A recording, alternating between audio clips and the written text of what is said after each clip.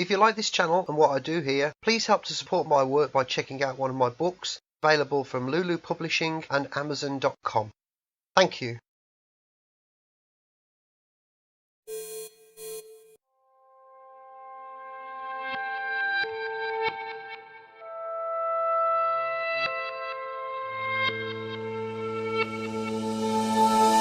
Hiya folks, welcome to Electric Media Madness. Carl James here, joined by Dan Ryan. How you doing, mate? I'm good. Very good.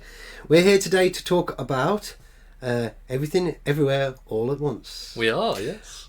Before we do that, we just want to apologise for our absence lately. Dan and I were quite poorly for a while, and we've had lots of things going on in our life, lots of upheaval. So basically, it was necessary for us to take a bit of a break.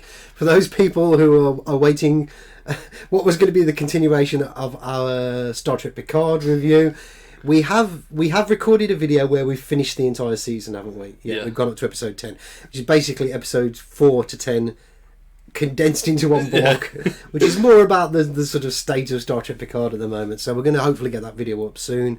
We've also recorded our end of the series Deep Space Nine video as well. Finished it. Yeah. So that's something to look forward to. I've got another little video coming, which is a bit of a rant about certain things, which I won't spoil that one. So there's plenty coming, but it's the time at the moment. That's the problem, isn't it? Yeah. But we desperately wanted to do this. We wanted to talk about this because this is a film that we're going to get into our thoughts on it, but no, hang on, let's just say, well, we may as well just say it out and out.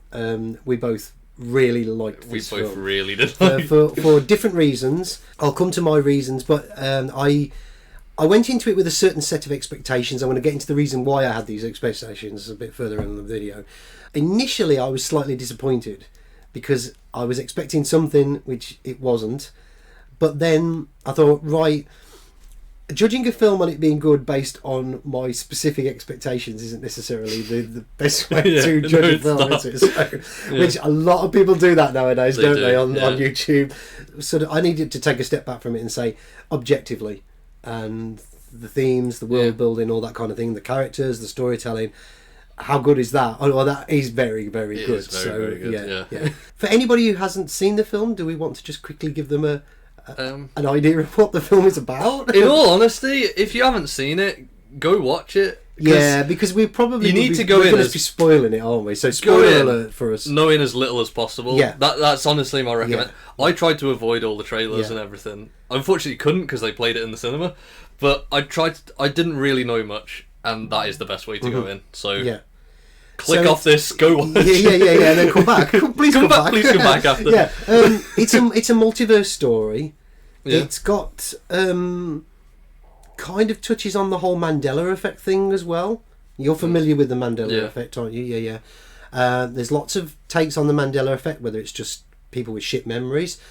I used to think that. I'm not so sure now. Myself, I've had experiences in my life. I had a thing which I equated to the Mandela effect, but then it was about my personal experiences in my life. I don't really want to get into it any more than that here. Happened in 2016, had a really profound effect on me, went away as quickly as it started. Probably because I concentrated very hard in making sure it went away, because it freaked me out when it happened. In hindsight now, I wished I hadn't. I've wished it away. I wish I'd have embraced it and gone with it. So, again, it's very long-winded. I don't want to get into it here. But the short and long of it is, it had a very profound effect on me. So since then, I've been looking for other stories. I've had some people contact me with their own personal versions of something that's similar to what happened to me. I think it's been happening to quite a lot of people. And I was also fascinated to see if the story would ever kind of get told in fictional media, entertainment media and that kind of thing. And there's been lots of multiverse things. Oh, God knows there's been shitloads of it in so many recently. The Marvel stuff, it just seems to be all about that now.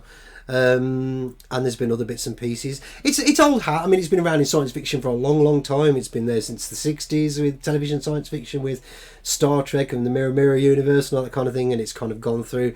Some of the best examples, you had Sliders during the 1990s, which was a great show.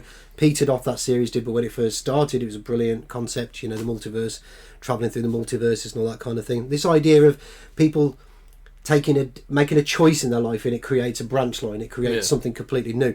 That's what this film is. So, do you want to tell our viewers something about the characters, the main characters, this family of people in it? Because I'm not brilliant at remembering their names, so I think I will. I'm pretty much sure. So we've got Evelyn. We've got Evelyn, the main played character, by Michelle Yeoh. Yeah. And she runs a laundrette. Yeah. Sorry. Yeah. You carry on. Yeah. And then there's her husband Waymond. Yeah. Played by. Oh my god. Kei Kwan. Who was short round. Indiana Jones and Data in the Goonies. Yeah. Brilliant in this. Really come back to like years and years of not acting, hasn't he? Yeah. He retired from acting, was doing martial arts. You really wouldn't know. Yeah. Like, he's great in it. Really good. Yeah. Yeah.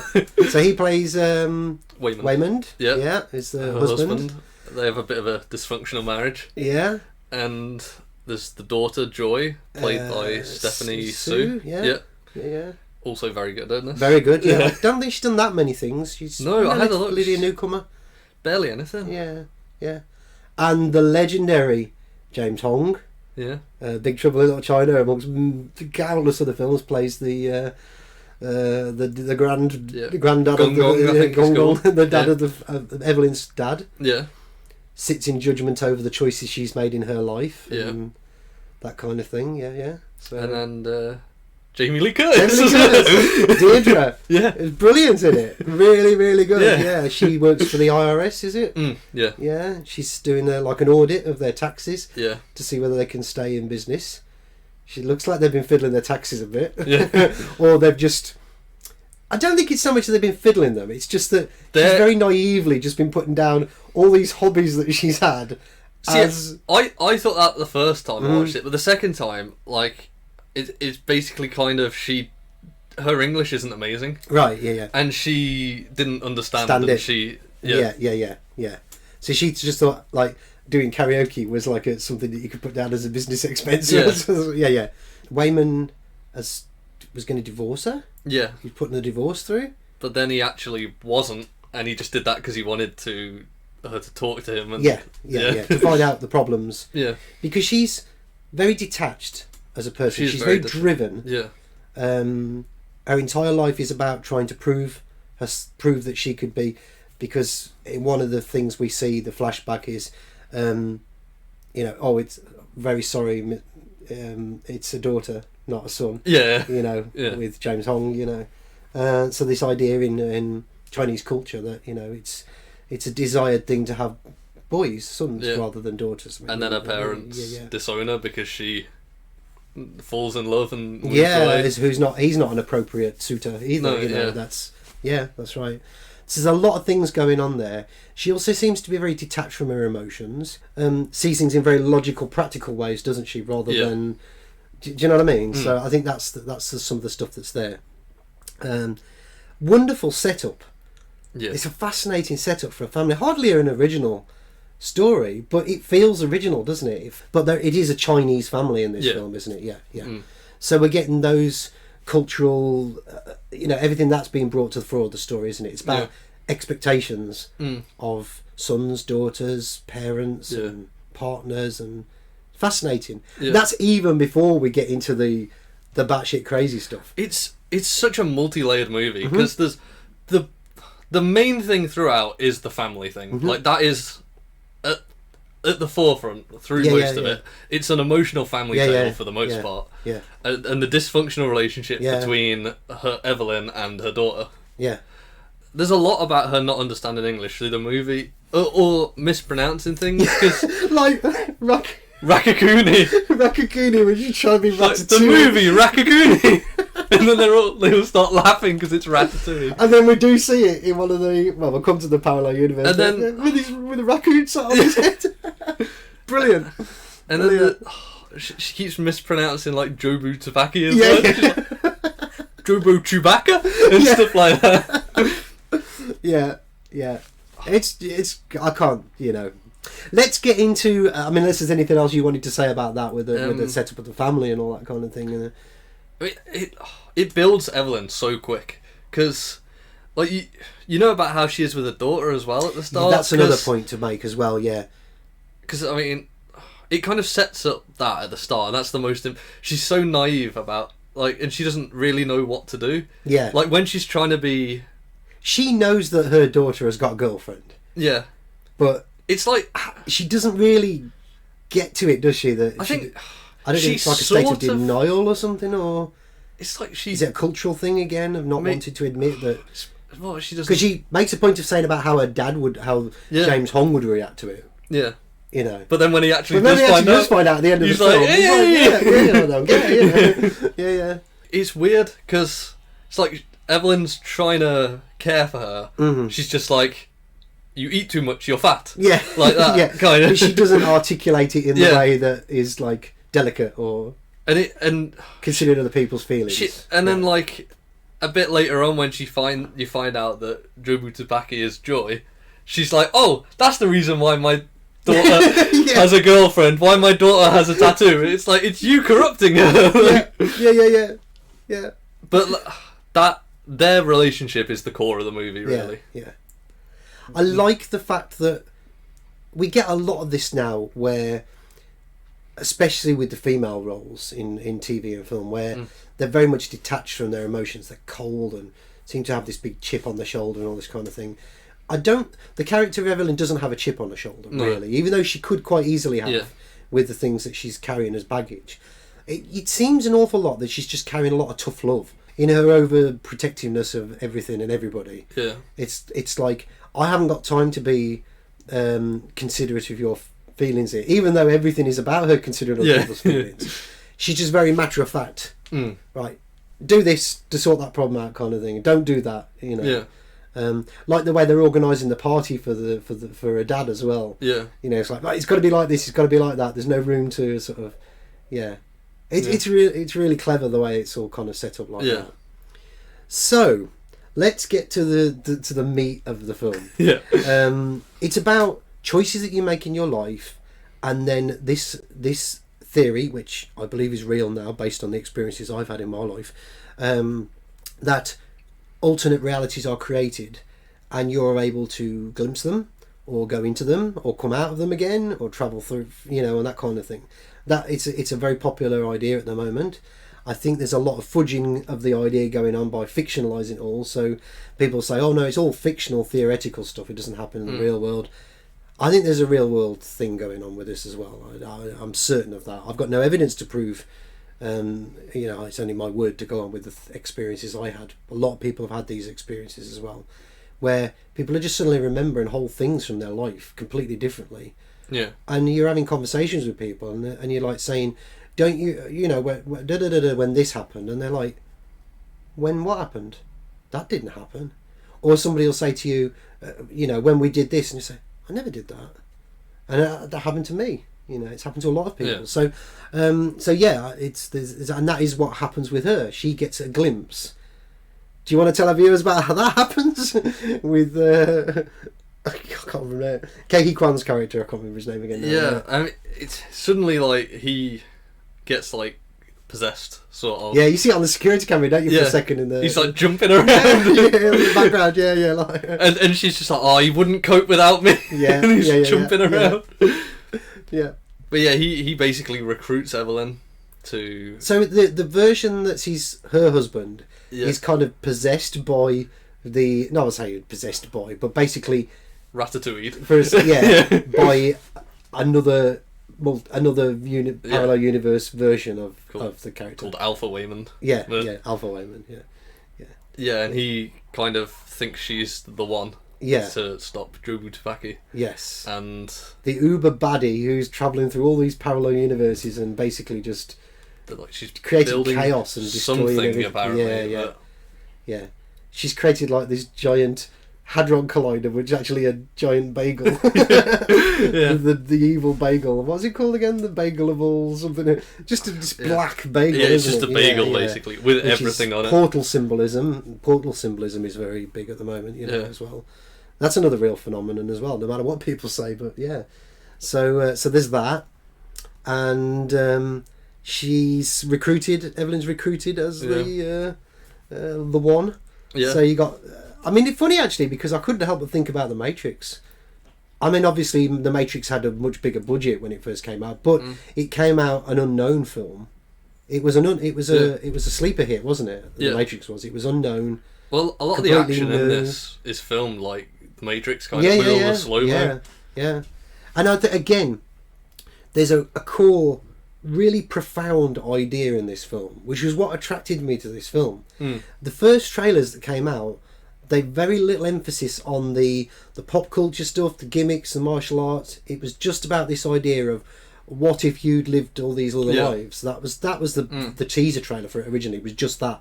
And that hooked me straight away. I wanted to see that film because I thought, this could be the one. This could be the film that closely mirrors the experiences I've had in my life, you know. But then, you know, The Matrix was a profound film. But what it did was it layered in all the pop culture stuff, all the martial arts and that, an action film. And I wonder if sometimes they do that. The humour as well is another thing we can get to with this. Oh God, it's hilarious. It's hilarious. It's one of the funniest films I've ever seen. Do they do these things to bait and hook a bigger audience? You get this really profound story underneath it all, which should be the thing that really draws people in to watch it. But do they think people are stupid, which most people are nowadays when it comes to films and that? So we've got to have like shoot 'em up, beat 'em up, kung fu. I don't think they did for this because I've watched a few A24 movies and this is the most financially successful one and it's made, was it 89 million worldwide? Yeah, 25 million was it budget? 25 million budget, and it made 89 million worldwide. And it should have earned a lot more. It should have done. I mean, it should have made like as much as Top Gun has, which is over $1 billion. Yeah. But all their stuff is like weird, unique shit. None of it's like trying to get the general crowd in. It's like, this is our thing, take it or leave it. Yeah. So I don't think they put stuff in for... Yeah. I noticed that a lot of money came in from various sources when I did look into them. Yeah. There's Morgan, Chase Bank, all that. So, you know, there's a lot of money coming from these sources that are questionable that came into this. So I'm always very...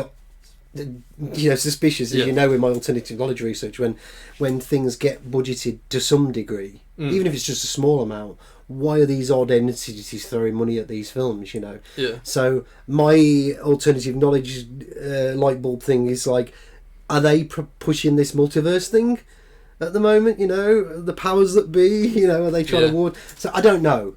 But all said and done, you and I are also proponents of indie films, sleeper hits, things outside the big studio system, because you get quality. You don't get preached at, and you also get good, thoughtful stories. It's a different level of quality as well. Like, sure, it's not some insane Ultra HD IMAX experience. But don't you think it's... Sorry. You get it's still quality. You get the way it's filmed is often different. The way the music, the way it's directed, the angles, the camera angles, and everything. I mean, you don't get that. They gave Sam Raimi Multiverse and Madness to try and do something a little bit different. But how much of that survives on screen? How much of Sam Raimi survives on the screen in that film? Whereas a film like this... I mean, you can tell which stuff is Sam Raimi. Oh, you can. But there's not... Over percentage-wise of the film, most of it's generic trash, marvellous. God, you know what I mean? An excuse of... People use the excuse of, especially the CGI are brilliant. There's no excuse why any CGI should be shit nowadays. You can do stuff on your computer at home that is Hollywood level. You know, same with audio recordings, the same with, you know, editing and all that. There's only really acting, but then again, some actors, you know, non-existent actors can be better actors than, you know, indie films prove that you can have a no-name actor do a fantastic performance above and beyond the level of any of the so-called A-list actors nowadays, you know. So those aren't excuses for you know, that's why we always say these are the places to go, aren't they, to see. I like, we don't have any small indie cinemas around here at all. We literally have like Odeon, Cineworld, that's it pretty much. So I go to cinema a lot, and I try and see every, like, any indie movie that's on. If I can see it, like, I will. Yeah. Because they don't get a chance at all. No. Like, like there's quite a few I've seen. Like Censor was one last year. Literally no one's heard of it. No. And it was great. No, I think Red Letter Media covered it. You know. You said they did. Yeah. Yeah, I've seen a few bits and pieces, but generally, no, you're right. And I wonder sometimes if we're definitely not going to get into the subject here because it's really controversial and gets people's backs up. They that doth protest the most, you know, people will be screaming like, "That's not true." Clearly, they're shouting loudly because it is true, but we won't get into that matter. But we will say, and I've lost my train of thought completely now. What I was trying to say was, YouTubers that will only cover clickbait.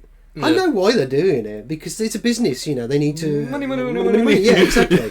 But they won't make a video about television programs and films that have disappeared into dust years ago, unless there's trending. Yeah. If they're trending at the moment, that's different because they can get something out of it. They won't cover a low budget film. No. I've heard people going onto certain channels, she'll say, and said, you know, you really need to watch this film and you really, really need to talk about it. And the person or the people that run these channels are going, we will. No, it's not a profitable thing for you. Again, I'm not judging them, but you know, how long does it take to just sit down for half an hour like we're doing now and just? I mean, we don't do what we do to make money or get clicks or get views. We do it because, you know. Part of it is about talking about the things that are going on in the industry, which is my side of it. Yeah. The other side of it is our love of clever, thought-provoking, particularly science fiction, but in general, TV and film. You know. I love films. I love TV and something films. that makes you. I like something that makes you think. I don't like something that preaches at me, and I like something that makes me think. I like something that, you know, you can have a profound effect on you. Something that we talked about. You know, a piece of music in this film, we'll come back to it in a bit. That piece of music has a profound effect on me. Yeah. You know, good art does. Good art will do that. Yeah. And a lot of what's coming out of the industry is just trash. It's not art.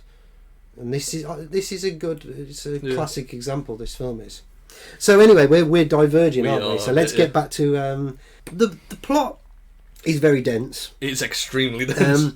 I think because we don't want to be going on about it forevermore. I think the short and long of it is this uber evil from the other universes is like an alternate version of Evelyn's daughter, Joy, and she's the one that's created this ultimate bagel that's going to wipe everything out, kind of thing.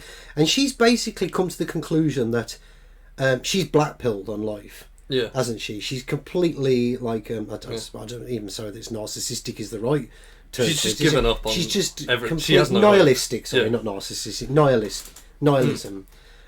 This idea of everything's pointless. Nothing means anything. Love doesn't mean anything.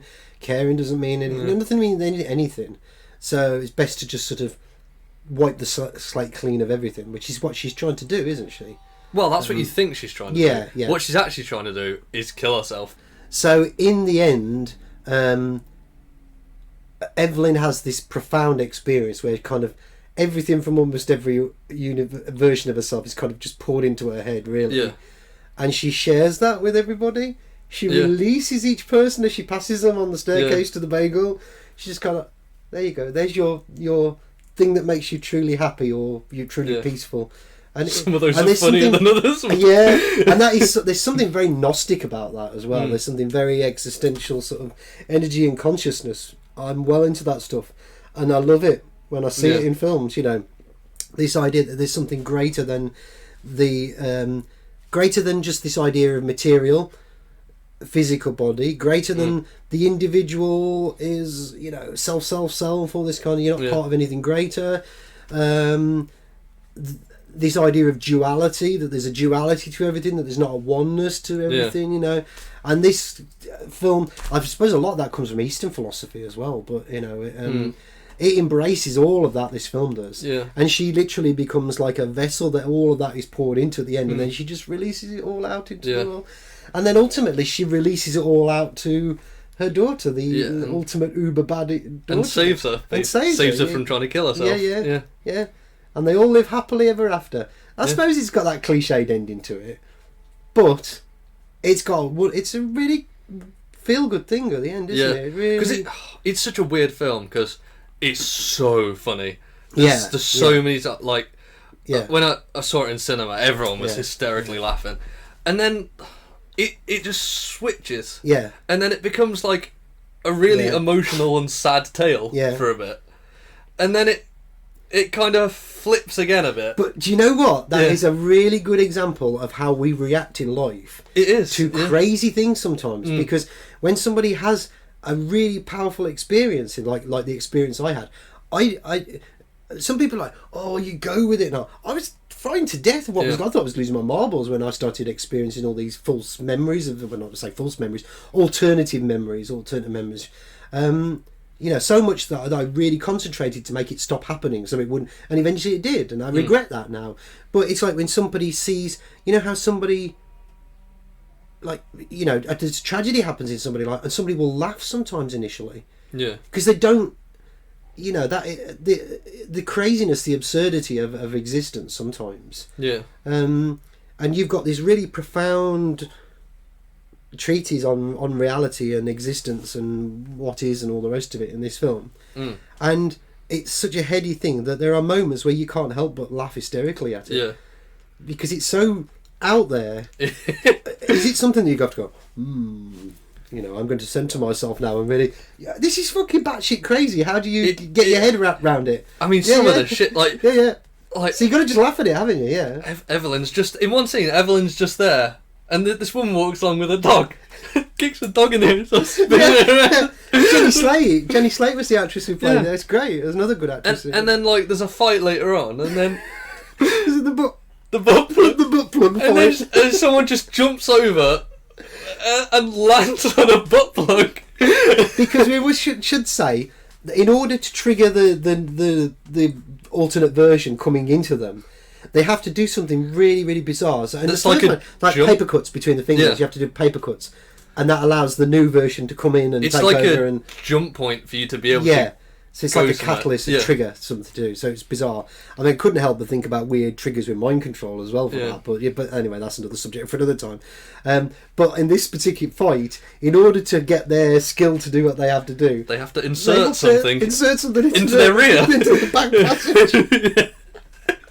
And then they fight with these things stuck out their arse. And then at the end of the fight, she like slides in between them and pulls them over. So that and when she gives them their uber moment of peace at the end, doesn't she?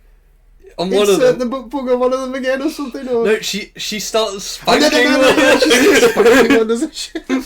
Yeah, there's something highly questionable about that. But she like rides the ratatouille on. Yeah. Brilliant. It's it's surreal humour. Should we get into that for a moment about the humour thing, where we thought about it? Because like we said at the beginning, I'm a huge fan of Community, and huge Community for quite a bit of it. The directors, producers involved in the writing as well was the Russo brothers, who went on to and the Russo brothers are producers on this film as well. And they obviously, Community was Dan Harmon who created, and Dan Harmon created Rick and Morty, and they said that when they were creating the story for this film, they suddenly realised that they thought that they were ripping off Rick and Morty, the parallel universe thing and all that. There's so many synchronicities between like the Russos, Dan Harmon, Community and all that, and then I was looking at like the darkest timeline thing in Community, and that carried over to it's huge. Clearly inspired a lot of the stuff that went on in Rick and Morty from Dan Harmon. And then obviously it inspired, and I could see the humour. I could see the humour of Community in this as well. Very similar kind of thing, and the pop culture references as well and stuff like that. And it was right up my street, that sense of humour. I love it.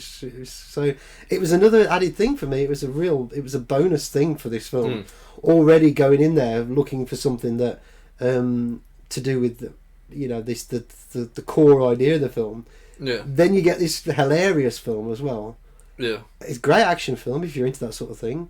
It's not a prerequisite for me to go. I don't know how it looks so good for the budget. It's crazy. The fight's so unique as well. Like there's like a finger fight. We should mention the hot dog fingers as well, because that's another thing that's great.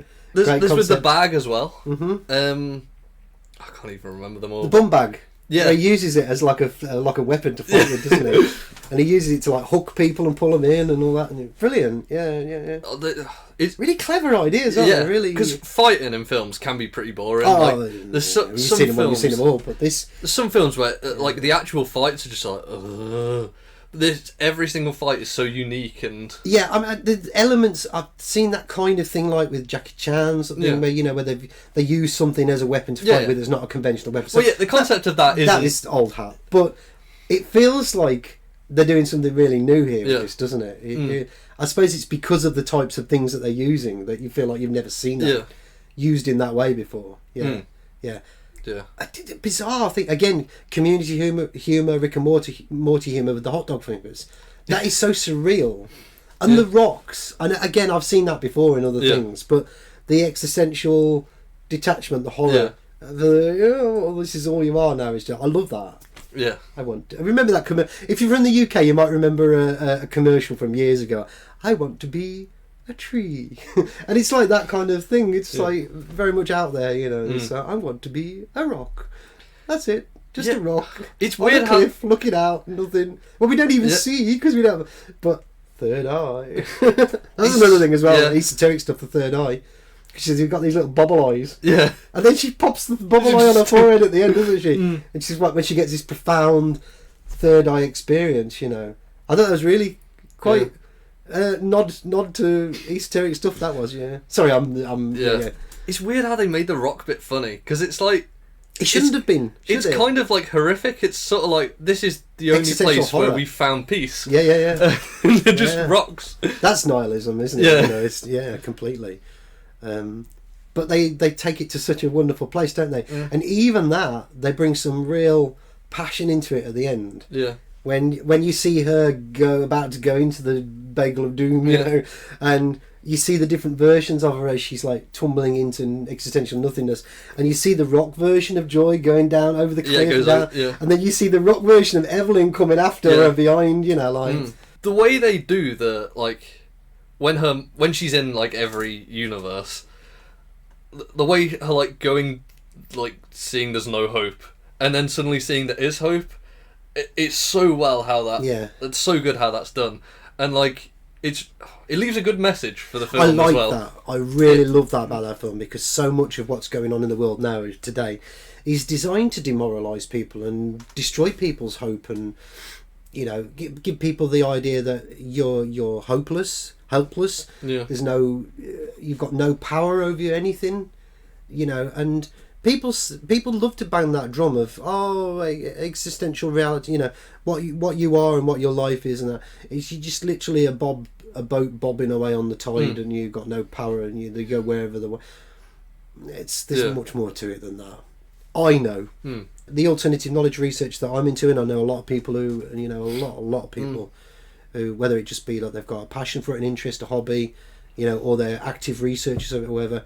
We've all learned from experience and from evidence and all the rest of it that there's so much more to this thing that we call life and whatever. It's literally just scratching the surface. Yeah. Even science. Science probably could explain it if they expanded and broadened the parameters of what science is. Currently, it's so dogmatically strangled and straitjacketed by these presets. These equations measure this in that way. Well, if you can, expand that. There's some things that you can't measure. If there's an energy to this idea of the I don't like the term multiverse because that's a pop culture way to whatever that experience is of jumping outside of your reality into a different version of yourself. Is there an energy to that? I know that there is, but can that measurement? Is that energy measurable? Is it quantifiable? And then if it is, you can scientifically then start to. But it doesn't take away the wonder from everything. Yeah. There is literally is just scratching the surface of what everything is, and it's not all doom and gloom and woe is me, one day you're dead and that's it. No, there's way more to it all than that.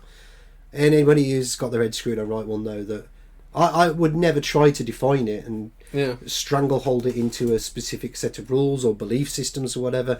Religion does exactly the same thing as science does. It just tries to pigeonhole it all into certain parameters, and I don't think you can do that. You just got to go with it and experience it from day to day. they talk about that, don't they? Living in the now. Yeah. Not the past, the future, just the moment. Just go. What? I mean, yeah, it's like, sometimes life is shit. That is true. Mm-hmm. But it's got a nice little message of, but it can be okay. Yeah. Just needs a little bit of kindness, and it can be okay. Yeah. And compassion and love and and just being okay with who you are as an individual as well. That's another thing that people are stuffed chock full of their hang-ups. I wish I was. I wish this was, or envying what other people. Just be comfortable in your own skin. Subtly in there, because earlier on, that's why I mentioned it, because it is in there. When she's in the universe where she's super rich and famous and that, she's just like, doesn't make her happy. Can I go back there? Can I stay there? Yeah. I mean, because at the end she has that little speech. She's talking with Waymond, and he's like, in another universe, I'd have liked to have just done laundry and taxes with you. That actually made me cry a little bit when I watched it. Oh, dear. It was a very beautiful moment. It was highly triumphant, was it? It was a beautiful moment. And praying for you. Yeah. No. In all seriousness, it's a great message. It's a great message. It really is. People can learn a lot from that. Yeah. And it disappoints me that there's not more people seeing this film. I hope it will go the way of. When by the time we put this video out, it will have been given a Blu-ray release in America. Yeah. So I hope that will jumpstart it again. Hopefully. I hope a lot more people see it. It deserves to be seen. It's. This should be a classic. It should. I hope it will go the way of Blade Runner, Donnie Darko, how they did when they initially were released, and they were only seen by I know they had re-releases and that. So this should be like in years to come. They should be like studying this in like film courses and stuff. Because there's so much to this. Yeah. It's so many layers to it. It's not just how you make a film good. Yeah. A good film. It's also all the esoteric ideas. Again, there's no such thing as an original idea nowadays. But it's the way you execute that idea. Yeah. And it feels fresh. It feels like it's profound. Like if you take each separate thing and pull it away, it's not that unique. No. But the whole thing together, it works as package. Is probably the most unique thing I've ever seen. It's certainly for a long time for me. Yeah. I think the last time I watched a film and felt this way initially was The Matrix. Yeah. Obviously, I dissected The Matrix in years afterwards. It may happen with this as well. It may be that I decide this is on my to study list very, very in depth. I go away and I start seeing things in it that I hadn't thought about before. And so this is just an initial one watch of this film. I've only watched it once. Well, I've seen it twice now. Well, I tried to watch it, and it wasn't because it was boring, but I fell asleep. Yeah. And it wasn't because it was boring. It was just that I still hadn't got over being ill, and Yeah. Because I was quite interested because I watched this pretty much as soon as it was shown in cinemas in the UK, and then I watched it like 2 days ago, and that was just over probably like a month and a half gap, and I wondered if. Because when I first watched it, it was when everyone was like saying it's the best film ever made and stuff like that. So I went in with there was a lot of hype around it, and I wondered now the hype's gone, if I would still like it the same as I do. And literally, I think I actually thought it was better on the second watch. It's one of the most enjoyable films I've seen for a long, long time. Yeah, definitely. Really good film, really, and I liked how it made me feel. Yeah, I don't very often come away from things feeling like I feel like. They've tried to brainwash me here with something. They've tried to soak me in propaganda for something here. There's social engineering stuff in this, or the usual identity politics agenda that we've had recently. They're trying to bang me over the head with that. To go away from something and really feeling like you've experienced something that's positive, hopeful. Yeah. A little coda to the end of that is two things I wanted to say as well. Is somebody asked me recently. What my Vecna song would be if the anti-Vecna song from Stranger Things. Because of my journey that I've gone on in my life, I've got rid of a lot of things in my life, sort of like things that I was interested in. Music was one of them, which is ironic because I was in a band for years as well. I don't listen to music very, very much at all. So I did not even know what I could think of would be my anti-Vecna song to this person. I said, I don't know. I don't know. But I did think about it. And I went away, and Claire de Lune is a magnificent piece of music. It is, yeah. And then it's in this film. Yeah. But it's not credited in the end credits either. That was what we were trying to... I think, as I understand it, I think it might be a non-copyright song, but because of all the recordings of it, they become the copyrighted version. Maybe I'm wrong on that. Please tell me in the comments if you... Yeah. But it's not listed in the song credits at the end. But it's in the film quite a bit. It is. It comes in and out a few times. Yeah. But the whole soundtrack to this is good though. Oh yeah. Like every song is perfect for the scene that it's in. But I love that piece of music. It is a beautiful piece of music. It's amazing. It makes you feel sad. It makes you feel overjoyed. It makes you feel quite unsettled at moments in it. It feels quite dark and quite sinister, and then it just lifts you up, triumphant. It's probably it's one of the best pieces of music ever written, I think. Yeah. It takes you on a journey, and this film does as well. It's a nice little coda to end. It is actually, yeah. It takes you unexpected places.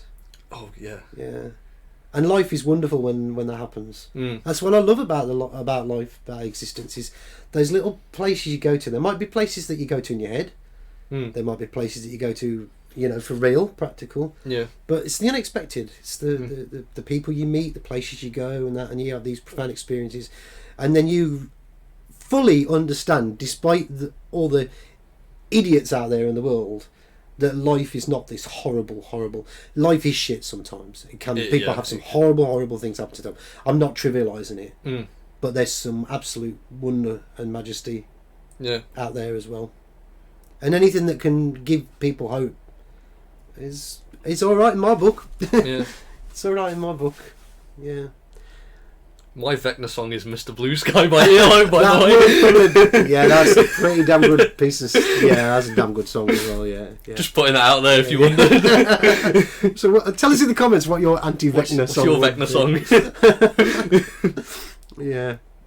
So, shall we score it? We usually do this when we don't... Yeah, but I think it's pretty obvious. But, I think this movie is pretty much perfect.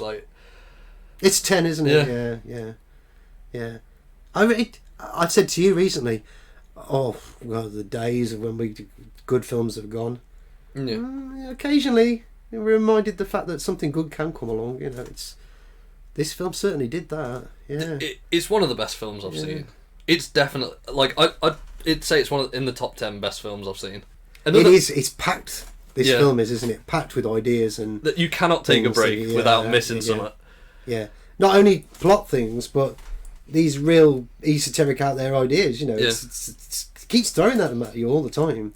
And some people say it's cod philosophy. I know that can be true of the Matrix, a lot of it's cod philosophy. It's hardly, uber sort of deep meditative highest levels of kundalini sort of thinking, but I would say they're there in this film, but they're presented in a little more of a Noddy's Guide to kind of way. Yeah.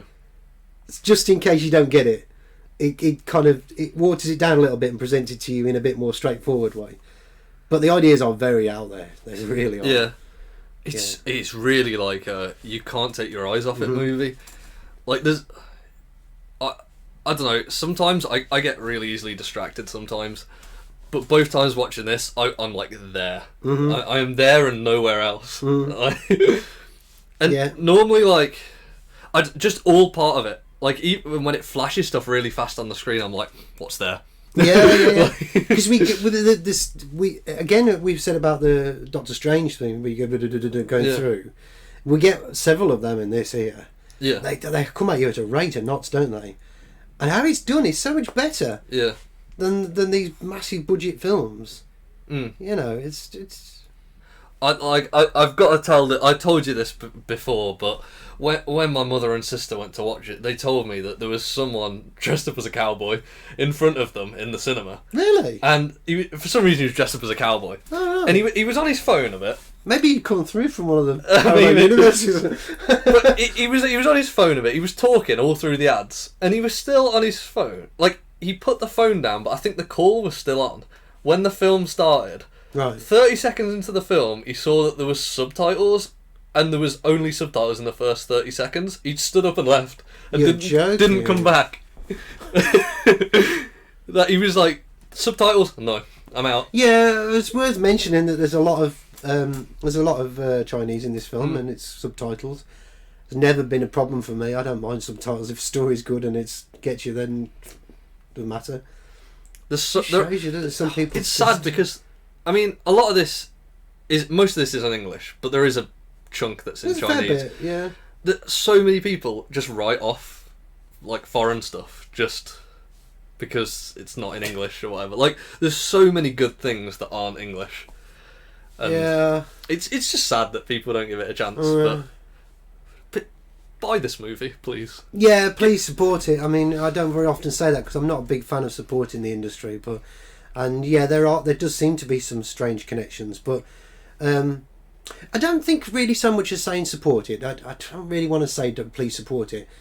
Please just watch it, because if you want something that's outside the box, something that's going to give you something really quite interesting to think about, expand your, if you kind of blinkered in your way you view the world sometimes, and everything seems a bit sort of dour and despairing, and you're a bit detached from positive emotions and feelings towards your fellow human beings, then this might be the film to change that.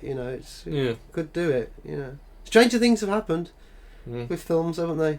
Yeah, stranger things have happened.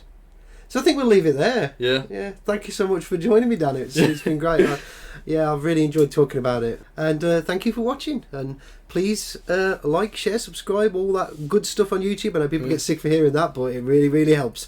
It really does. And Dan and I will see you again very, very soon. Take care for now. Bye. Bye. And buy like 10 copies of the film.